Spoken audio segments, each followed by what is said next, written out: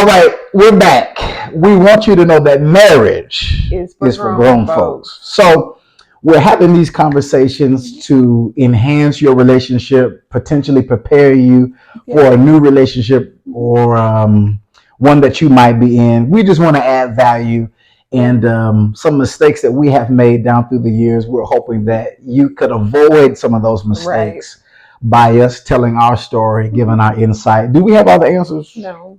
Are you sway? I don't have all the answers. What about you? I don't. Okay.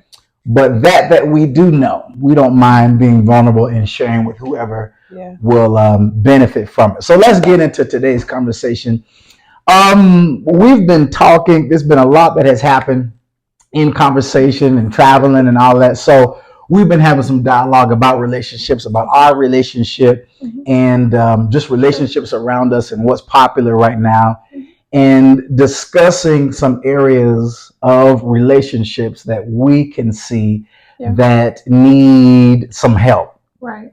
So usually Brittany comes up with the conversation. I mean, I come up with the conversation. Right. But today I came up with it, y'all.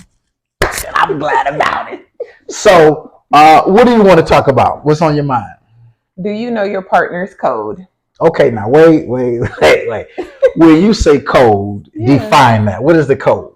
Okay, so to link it back, there was a message that we were in on, and they talked about why it's so important to know the code to your partner. And I remember feeling like, the code? Why would I need to know the code? Like, if I'm in a relationship with somebody, why won't they just tell me what it is? Oh, God. But I feel like over the years, revelation has been just, it's opened my eyes on a lot of levels on why you do need to know your partner's code. So, code talk. That's what we'll call this. If I am, let's say I'm unaware. Okay. For of your own code or of my code? Both. Okay. There was a couple that I met, I think a year or so ago. They had been married 50 years.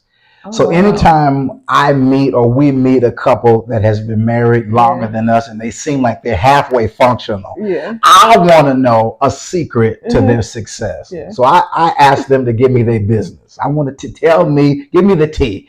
So this particular couple gave me their tea and their secret to the longevity of their relationship. And I think that it is important to add this in here. Just because a couple has been married long term doesn't necessarily mean that it's been healthy. That part, y'all. Was it Sophia that said Harpo beat on Sophia, Sophia beat on Harpo, and the babies keep coming? So just because y'all are humping doesn't mean that you're happy. This is true.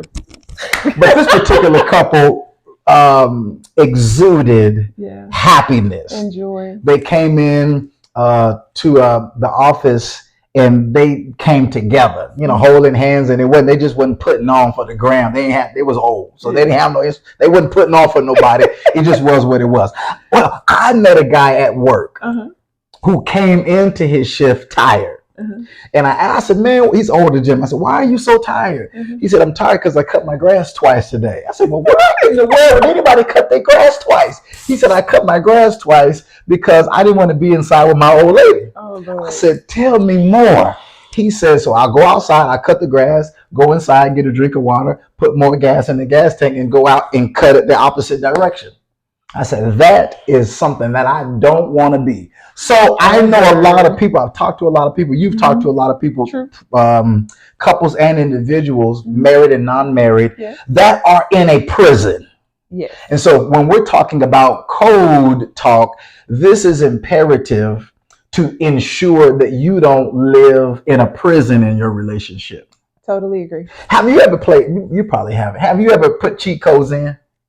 No. You've never? I have cheated. I was adamant. How do you put cheat codes in? Well, I don't know how they do it now. I'm not. Oh, okay. But when Nintendo 64, GoldenEye. GoldenEye. Okay. So on Golden 007, Yeah. you had to press up, down, left, right, A, B, C. Okay. I know what you're talking about. I just never learned how to do those. I was a cheater. Okay. If I got stuck on a level, I'm going to get the codes. Oh, okay. So anyway, this code talk is to prevent you living in a prison in your own self, and then living in a prison in your. Have you ever talked to a couple that they were in a prison?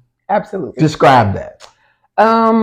No freedom, lack of communication, honestly, no honesty. Like, I'll have a conversation with somebody and they'll like share all of these things with me, and I'm like, does your spouse know? Oh no, I would never. And I'm like, wait, what? You're telling me someone outside of your relationship, but you won't tell the person that you are in relationship with. Oh, this is good. So that is a prison. Yeah. If you are bound, if you are limited, if there is something that you are afraid of and that person is unaware, if there's something that you love, if there's something that you desire, and that person that you're in relationship with has no clue, you are in a prison. You go to work every day, you got kids, you got a 401k, you got a mortgage, you got a life, but you are still you're incarcerated. And so you mentioned earlier, I want you to describe it. Is it more important for me to know? Now, we had to address, did you already define what a code is? Did I already address it? I feel like I did. Okay, there's a definition. I want you to explain which one is more important. Okay. There's a term called self-aware. Right. Self-awareness. Yes. Self-awareness is the ability to recognize your own feelings, behaviors, and characteristics. Yeah. Being self-aware can help you take better care of yourself. Right. Have deeper relationships and live a more fulfilling life. Yes. So when we talk about knowing my own code, that to me ties into being self-aware. Right. Is it more important for me to know my own code or my own self-awareness, or is it more important for me to know yours? So I feel like both are very, very important. What comes to mind, though, is like the illustration of when you are on a plane, before you take off, when the flight attendants come out, in case of an emergency, put your oxygen on first. So if I refuse to put my oxygen on first and I'm like, oh, I gotta be this superhero, let me put my husband's on, let me put my kids on, I'm gonna pass out before I save either one of them. So we're gonna all be dead. So if I don't know what I need, it's going to be very, very difficult for me to ever meet someone else's need. And here's the other thing, though, too. Say I know your code, but you don't know your code. So I'm meeting your needs, I'm crossing these T's, I'm dotting these I's. You may either completely love that, or you may completely resent that, which may cause another issue in our relationship. Okay, say that again. If I know your code and you do not, then I may either completely fulfill you or cause a level of resentment because I know you better than you know yourself, which will create frustration. Now, that is extremely common. Absolutely. There's one person in the relationship that is more self-aware than the other. And more aware of the person that they're in relationship with than that individual is. Right. And this is how it plays out, right? So when you're in the euphoric stage at the beginning, it's amazing. It's like, oh my God, this person knows me so well. They can anticipate my needs. I just love that. Oh, I want that. Okay, fast forward. Now we're no longer in the euphoric stage and we're trying to actually build the relationship, or we're going through the storm stage. And now it's irritating. Why do you know what I'm thinking and what I'm feeling before I decide to be transparent with you about that? So if we're in a disagreement, but I know your code and you don't fully know your code, now I'm speaking what you're feeling and thinking that you don't necessarily want to put out. And this is where a lot of couples that we've talked to, and even us ourselves, for almost the majority of our relationship in the formative years, first 5, first 7 or so, that was a huge conflict with us in both seats, because I would sense something, she would sense something, Mhm. and neither one of us individually were ready to acknowledge Yeah. the truth. So if let's say if you are helping me, if I'm unaware of my behaviors, Right. if I'm unaware of my character defects, Yeah. and you are, and I'm not ready to admit the truth, or I don't have another identity Yeah. to put on. I'm unaware and I'm afraid to. Yeah. I'm not going to tell you that what you're saying is true because I might not want to give you that level of control. Or I might not want to be naked in front of you. So there have been times of that I didn't mind getting physically naked in front of you. But I did have a problem with getting emotionally naked in front of you. Absolutely. So that is a lot of tension in relationships nowadays. Yeah. One person knows what the other person needs, but that person that needs the help in this particular area is refusing to open up. Yeah. So let me circle back though, because what you said was so powerful. Identity. Let's just lean there for a moment. If your identity is tied to a behavior or a thought, you're already set up to fail in a relationship because everything about your identity is going to be challenged. Because now you're in close proximity with someone who has a completely different upbringing. So, like stuff that you say with family members is easier because y'all were raised the same way. But now bring in someone who has a completely different upbringing. You guys may both have gone to church, but what if it was different denominations? What if one person was raised in the hood and one person was raised in the suburbs? So the fact that both of us are Black no longer matters because our upbringings were completely different. See, these are all things that we don't play in when we are thinking about getting in a relationship. We so like, oh, he fine, he tall, he got muscles. God bless you. But what about all of the other things? And if I am not prepared to deal with those levels of truth that he's going to bring, and if he is not prepared to deal with those levels of truth that I'm going to bring, then we're going to be fighting. And this is the storm stage. Okay. So let's do it like this. Okay. The code. The code. This is code talk. The code. Have there been times that you knew my code and I didn't know my own code? Yeah. Have there been times that I knew yours and you didn't? Absolutely. So there was a period of our relationship that the both of us felt like we are, or the other is the other's enemy. Right, yeah. I don't like you. Yeah. I'm married to you, but I don't like you. Absolutely. So let's do an exercise. Okay. Because a part of self-awareness is being able to identify what you're feeling and why you're feeling what you're feeling. Absolutely. Absolutely. I'm going to start first. Okay. But then you're going to go. Okay. I'm with it.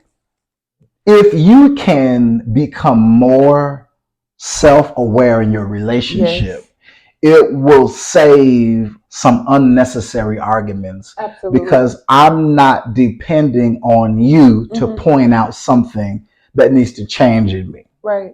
And you're not depending on me to point out something that needs to change in you. Right. When you are self-aware, you can say, I know I have this problem. So here's how it goes. We're going to call this I Can Be. Okay.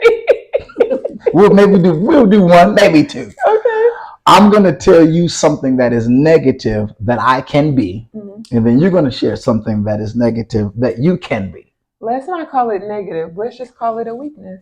Okay, we'll call it a weakness. Because that just means it's an opportunity for you to be strong for me or vice versa. Okay, so we're going to call this I Can Be. Okay. I can be, you want to put mine, I'll put mine on that. No, I can be shut downer. I can shut down. Yes. I mean, Chick-fil-A on a Sunday afternoon. It's closed. It doesn't matter how hungry you are. Ain't nobody getting nothing to eat because it's closed. The grease is not heated up. The fries are still in the freezer. Yeah. Everything is closed. There's nobody in the parking lot. Yeah. So one of the things that is a weakness for me, now I'm aware of it, but that muscle to override that learned behavior, that learned defense mechanism, I have to challenge myself Absolutely. to go against what I normally would do until it becomes easy. Yeah. So we describe how when I shut down, how that affects you. So I love communication. Absolutely love, like all caps, love. So when he goes into his default of shutting down, which there's history on that. So he's used to like being alone and processing and doing things on his own. That was his normal during his whole upbringing. So for him, it really is a muscle that he has to work to be opposite of that, where I was around people all the time. So communication is just like second nature, like putting on my shoes. I can talk. What you want to talk about? You want to talk about that? Okay. You want to talk about this? Okay. I'm ready. So for me, it feels like I'm being ignored or rejected if I don't stay aware of the fact that, wait, this is his default. This is not personal. This is just a place of comfort for him.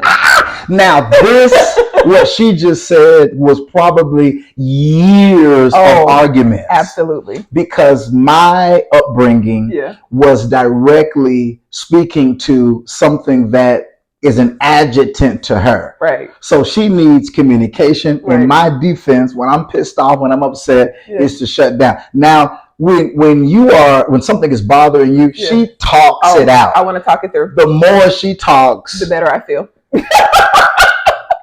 And what's crazy is that my comfort zone is over talking about stuff, and your comfort zone is let me just be quiet and be still. Because for me, if I start, the more I talk, initially, the more pissed off I'm gonna be. So it rekindles it for him, and for me, it just brings a level of peace because it's like, okay, I got it out, I'm done with it. So when I said earlier, we had to become self-aware that what the other person is doing, why is that bothering me so much? Right. Why is what he's doing is bothering? And it had nothing to do with what that person per se was doing. It had everything to do with where I come from. Right. So code talk. Yeah. So what I have to do is I have to tell myself, and this is what we talk about, knowing each other's code. So she knows my code in that area. And so when there's something bothering me and I haven't said it, she can feel it. Yes.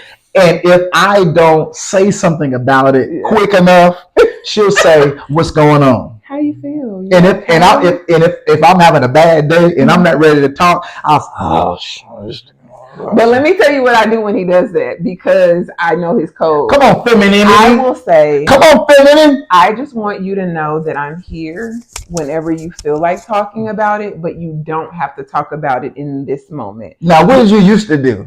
I used to just keep asking. I know something is wrong. I can feel you. What you have? I love you so deeply that I'm connected to you in a way that I know something is going on with you, and it's bothering me that you won't tell me. That's what I used to say. Come on, that's the old Britney. Did y'all feel that? Yeah, that's what I used to say. But now, come on, okay, because I have become self-aware about why I want and need what I need, and I have taken the time to learn your code, I'll just give him time. So I'm still going to be present in the relationship. I'm not going to shut down because he's shutting down. But what I am going to say is I know that you're a processor. I know that you need time. And if you don't want to talk about it right now, that's totally okay. But I'm here if you do. How she got to that point is that she had to investigate her history. Absolutely. She had to find out why she was feeling what she was feeling outside of me. Because if somebody takes me out back with a Pooh Shiesty mask on and offs me, she still has to deal with her history, no matter who you get. So you can divorce, you can break up with the person that you're with, but everywhere you go, you still there. Yeah. This is true. I just wanted to air it out. Okay, so let's do one for you. This ain't all about me. Okay. What's something that you can be that is an opportunity or has been an opportunity for growth? For growth? Yeah. Okay, y'all, listen, I'm going to give y'all a little story real quick, okay? We got time. So me and John were in like the height of an argument, and he said to me, I'm not going to let you castrate me like the other women in your family have done. Oh, God. And I paused like this. And you see this eye twitching? All of that was like coming up. And I was just like, why would he say that to me? I had enough. All of those feelings, right? But I will talk but then I process after conversations everything that that person has said to me, everything that I said. That's key. So after the conversation, I'm going through it and I'm saying, why did he say that to me? Why did that irritate me so much? Where is that Did it coming just go from? all the way down? Oh, I mean, all the way to the pit of my stomach God. did it go, My okay? God. So now I'm looking at all of the relationships around me that I've watched growing up, right? Because I'm very observant. I love to just like people watch in general. And I was like, he's right. You know how you whisper when something is true, but you didn't really want to acknowledge that it was true and it just hit you all at once? And I go, how did he see that? And I didn't see that. But that's what marriage does.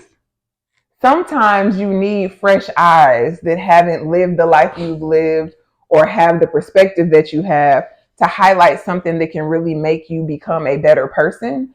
And so I would say for me, an area of growth was being overly dominant, like feeling like femininity wasn't enough, but I had to exert this like level of strength to earn respect. I love it. Mm-hmm. I think that if you love a quality about you that has always been loud to me is that you love the truth. Mm-hmm.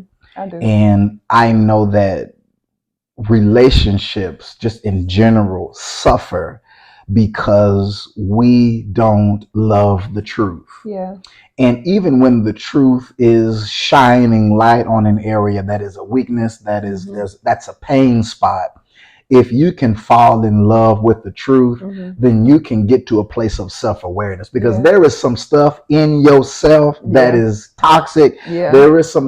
There are some things, there are some behaviors, there are some thought processes. And what marriage will do, marriage will grow you. The reason why we say it is for grown folk is because it will grow you up. Yeah. It will cause you, and it will present scenarios and circumstances that will bring old pains and traumas. It will shine light on the dysfunction of how you were raised. It will shine light on the dysfunction of who raised you and their weaknesses. And you have to come to a place in your self-awareness that the people who raised me, the person who raised me, the family environment who raised me did the best that they could. They used the tools they had. All that they had. And so what self-awareness has done for me is really has given me grace for my parents. It has given me grace for their parents. Yeah. It has shined light on how I was raised and why I did some of the things. So not only is shut down a weakness for me, but I know why I do it. I know when it started. I know what purpose it used to serve and how it damages my now and my forward. So if you can know why you do what you do, that is a weakness, the damage that it causes. If you can understand how if I say I love you and you say you love me, and I'm doing something that is second nature to me, but it's making you cry. If I'm self-aware, I'm going to say, I need to investigate what that is, because I don't want to make this person that I'm in a relationship with, I don't want to make you cry. And you don't want to make me cry. I don't. Even third tears. No, I don't want you to So it is more important to know your own code. Why you do what you do, why you say what you say, why do you bite your nails, why do you get tense in a hard conversation, why do you twiddle your toes, why do you cope eat, why you looking at me? I say one of hers. I was doing it right when you said it. So it is important to know why you do that. Do not rely. I think that you should not rely on the person that you're in relationship with to fix you. Come on. And to bring all of what is wrong in you to the surface. There should come a point in your adulthood that you should say, you know what, I'm crazy in this area, I'm crazy in this area, and I'm gonna say this. And I'm gonna investigate why I'm crazy. I'm not gonna make you do the work. I'm gonna do the work. So that is so good. So in short, you should know your own code. You should know why you do what you do.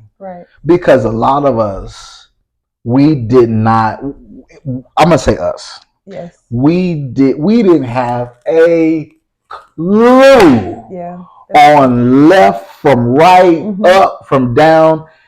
for the first 5 years, you were my problem. Right. And for the first 5 years, you were my problem. So we spent the first 5 years, I mean, just pointing that thing. Right. You raggedy, your hair is raggedy, your family is raggedy. I don't like this about you, I don't like this about you, I don't like this about you. And I should have, I want a divorce. Mm-hmm. But the first 5 years, we were, bazookas, and we was in World War III, World War IV. But we took the time, we had people that helped us to ask the question, why you do that? Right. John, why do you do that? Yeah. Brittany, why do you do that? Where does that come from? And so 16 years later, we still thugging it out. Yeah. Because we took the time to understand our own code. Mm-hmm. So now that we have a better understanding of our own code, I can come through for you, and you can come through for me, because it's not personal. Mm-mm. Marriage is for grown folks. Bye.